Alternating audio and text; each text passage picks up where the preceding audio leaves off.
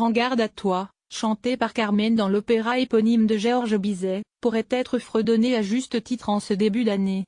Après un aller 10 et 11 décembre qui a soufflé jusqu'à 161 km/h sur l'île de Ré, puis Bruin-Haut les 26 et 27 décembre qui a provoqué des rafales de plus de 150 km/h au Cabéar-Pyrénées-Orientales, la tempête Carmen est annoncée pour ce 1er janvier.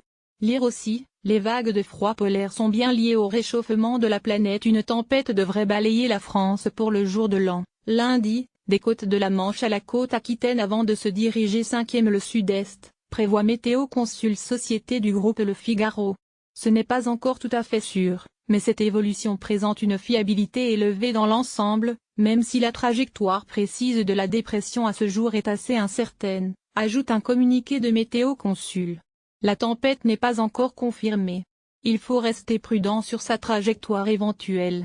Elle pourrait toucher l'Irlande, l'Espagne ou la France en premier. En revanche, en termes de vent, si elle se confirme, il s'agirait d'une tempête classique de décembre ou janvier avec des vents de 90 à 100 km/h à l'intérieur des terres, précise Jérôme Lecoux, prévisionniste chez Météo France. Ce ne sera sans doute pas aussi violent que les tempêtes Lothar et Martin qui avaient frappé l'Europe entre le 26 et le 28 décembre 1999, mais il existe cependant un facteur aggravant pour la façade atlantique: les forts coefficients de marée.